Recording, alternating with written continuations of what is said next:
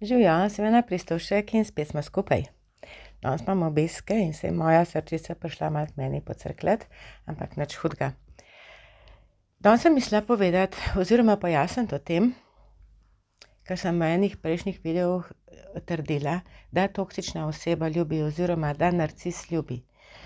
Dobila sem kar nekaj ogorčenih odgovorov, da ne ljubi s 3 klicaji, da zakaj sporočam napačna sporočila, da ne grem delati kaj drugega. In danes bi rada pojasnila, kaj sem s tem mislila, in potem je odločitev na vsak način na vas. Ali se boste s to trditvijo strinjali, ali se boste na pol strinjali, ali se sploh ne boste strinjali. Jaz nisem tukaj zato, da prepričujem ljudi.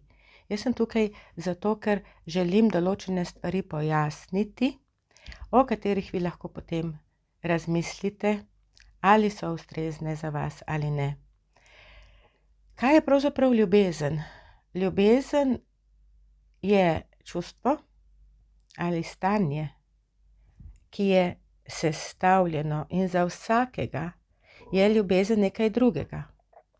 Kako bi bilo, če bi vi prišli k meni in bi mi rekli: žalostna sem, in jaz bi rekla: ne, nisi. Verjetno bi rekli: halo, tukaj nekaj ni v redu. Sem. Če rečem, da sem žalostna.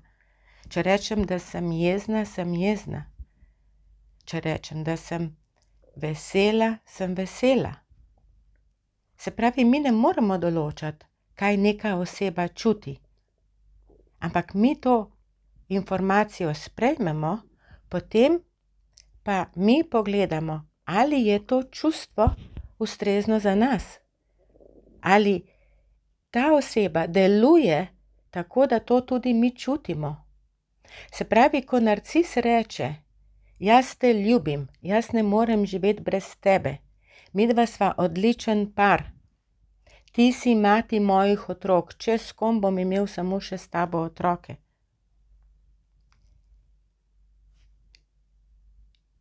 In njegova dejanja, njegove besede so pa popolnoma nekaj drugega. Žali, ponižuje, je nasilen, ne morete zaupati, ne veste, kaj se bo zgodilo. Ampak jaz te ljubim. Jaz te ljubim. In potem je v nas tisto, če mene nekdo ljubi, moram ostati z njim. In potem ne veste, kdaj pride, s kom je, kakšne volje bo prišel domov, kaj se bo doma zgodilo, kaj boste rekli narobe, kako se boste obrnili narobe, kako boste skuhali narobe, kako ste kozarec postavili narobe, kako so otroci preglasni, zakaj ta stvar ni na tistem mestu, ker sem jo pustil. In iz tega nastane cela drama, cel vihar.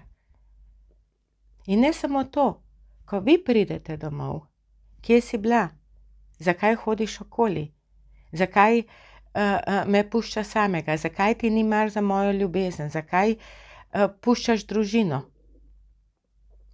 Karkoli naredite, je narobe. Ampak ta oseba bo trdila, da vas ljubi.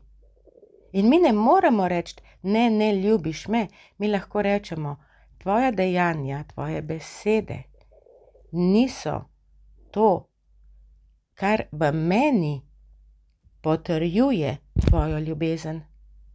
Ti lahko trdiš, da mene ljubiš, vendar jaz tega ne čutim.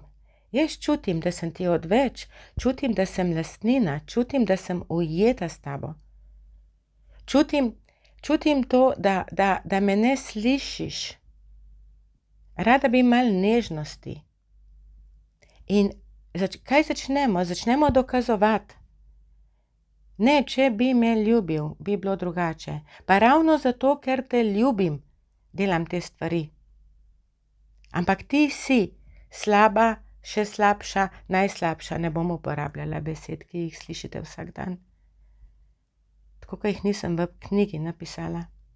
To so besede, ki sploh ne bi smele biti izrečene. Nikoli, nikomur. S kakšno pravico si nekdo jemlje pravico, da nekomu pove čisto vse, kar mu pade na pamet.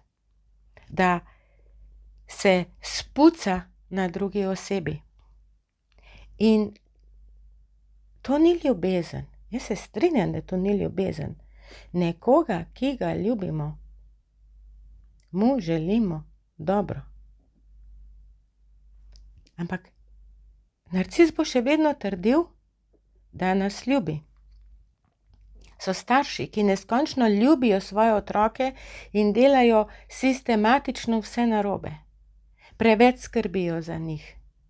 Pazi, da ne boš padel, pazi, da boš prišel v šoli, pazi, da boš pripravil na test, pazi, da boš oblekel jopco, pazi, da ti ne bo kdo kaj naredil, pazi, da te ne bo povozil avto, pazi, da ne boš padel z igral, pazi, da ne boš trgal hlače.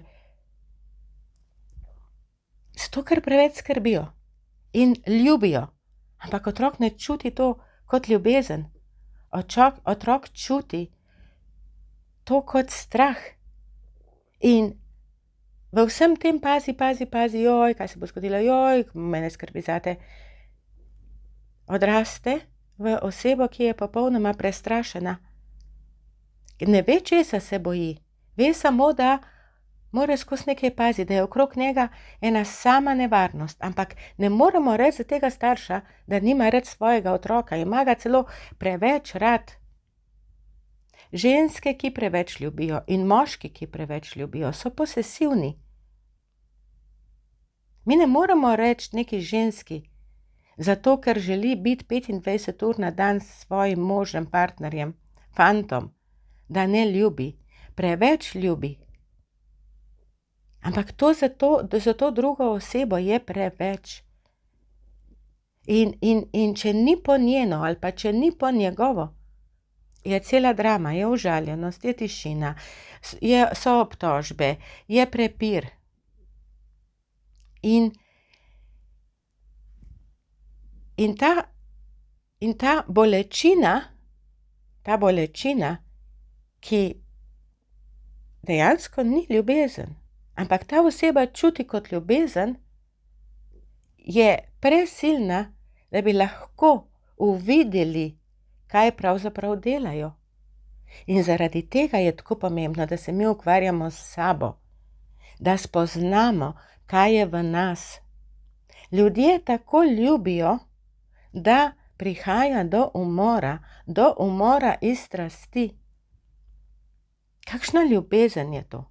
To ni ljubezen, ampak če tisto osebo vprašamo, bo trdila, da ljubi, čeprav v bistvu posesuje, kako se reče prav, je posesivna.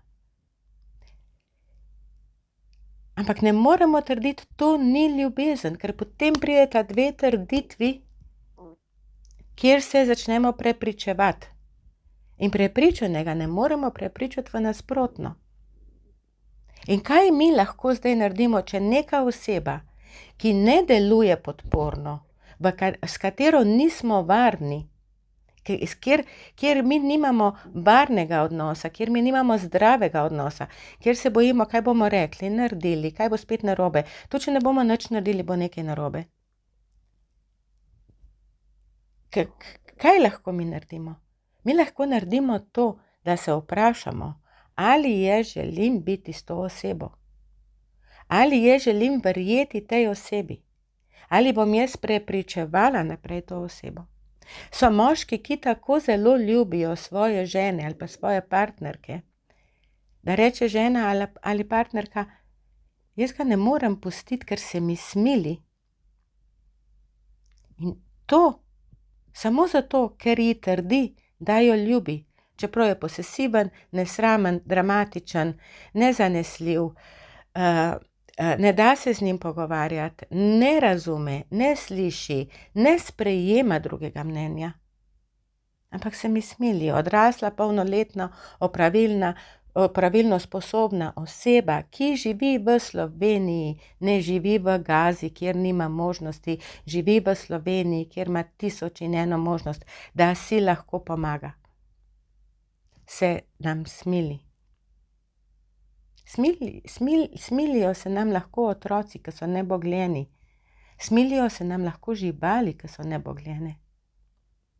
Ampak ne odrasle osebe, ki imajo možnost.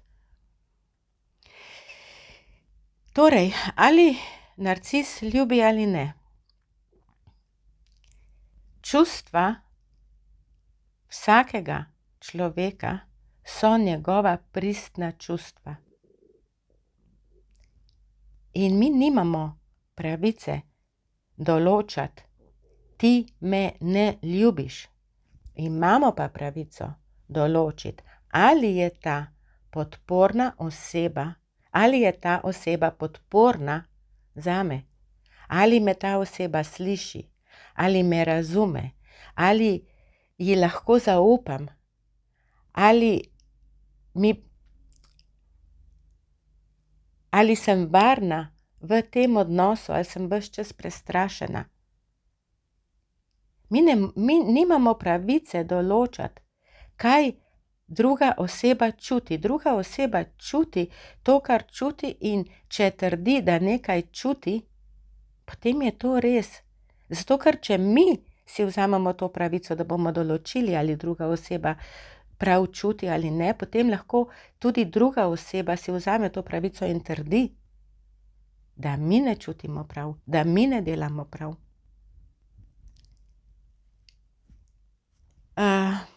Jaz upam, da ste približno razumeli, da ne glede na to, kaj druga oseba govori, gre za to, kako to vpliva na naš notranji svet. To ne pomeni, da mora druga oseba se vedno strinjati z nami, da mora delati stvari, ki jih mi hočemo. Ampak da se je možno pogovoriti, ne debatirati, ne prepirati, pogovoriti. Da se lahko usedeta in rečete, ok, trdiš, da me ljubiš, ampak jaz tega ne čutim tako.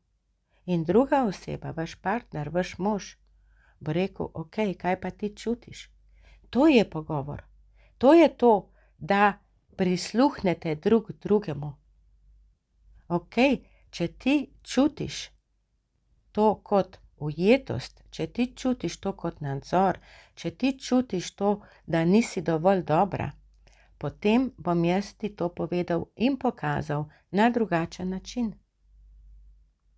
Ampak če se tukaj nič ne spremeni, če ste iz dneva v dan, iz tedna v teden ali pa vsak mesec deležni in drame in zaničevanja, poniževanja, klofut, takšnega in drugačnega, psihičnega, fizičnega, tudi spolnega nasilja, potem to ni ljubezen, ki je dobra za vas, in to je to, kar morate vi vedeti. To je to, kar morate vi vedeti. In če mu ne morete povedati enkrat, če mu ne morete povedati drugič, če mu ne morete povedati tretjič, če mu ne morete dopovedati ničesar, mu ne boste mogli dopovedati niti 500-tič. In takrat je čas, da se vi končno zazrete vase in se vprašate, kaj čakam, kaj hočem, kaj pričakujem, kaj si želim in ali bom to tukaj dobila. In če je odgovor ne, se lahko vprašate, kakšne možnosti imam. Lahko ostanete in ste v tem, kjer se ni nič spremenilo in bo tako naslednjih 50 let. Lahko vzpostavite svoj sporedni svet življenja in se ne odzivate več čustveno na njegove drame, na njegove nesramnosti. Je težko, ampak se da. In lahko odidete. Odločitev je vaša in vi imate to pravico. In ni treba potem 100% verjeti, jaz te ljubim, če to ni podporno zame, če se počutim, da sem zaničevana, da sem nevredna, da nisem slišana, da slišim besede, ki sploh ne bi smele biti nikoli v življenju izgovorjene, potem to ni zame. In tega jaz ne bom verjela, ampak mi verjamemo. In ko pridejo osebe k meni na svetovanje in ko gremo čez proces, so sposobne obdržati vse to slabo, kar so slišale. In traja včasih ure in ure, dneve in tedne, da spremenijo to, kar so slišale in kar se je usidralo v njih. Dobri ste, vredni ste, sposobni ste. In ni treba, da ste popolni. Ni treba, da smo popolni. Niste krivi. Ni vam treba vzeti vso bolečino, vso težo, ves gnev, vso krivdo nase. Ker si v partnerstvu tega ne zaslužite. V partnerstvu iščemo skupno pot in ne ostajamo vsak na svojem bregu. In zdaj sem že malo zašla, ampak ali toksična oseba, ali narcis ljubi. Če narcis trdi, da vas ljubi, potem vas ljubi. Ampak to še ne pomeni, da morate vi potem, zato ker vas ljubi, sprejeti vse nesramnosti, vse psovke, vse klofute, in ne vem kaj še vse. Razmislite, vprašajte se, koliko ste vi sami sebi pomembni. Imejte se radi, radi se imamo tako, da poskrbimo za naše notranje vsebine, da poskrbimo za tisti čustveni del nas, ki izgleda drugače, kakor mi izgledamo naven. In kmalu se spet vidimo in slišimo in ne pozabite se prijaviti na moj YouTube kanal, da ne boste zamudili naslednjih prispevkov. Preberite kakšno knjigo, v knjigi je veliko teh stvari napisano in kmalu se vidimo, slišimo. Srečno!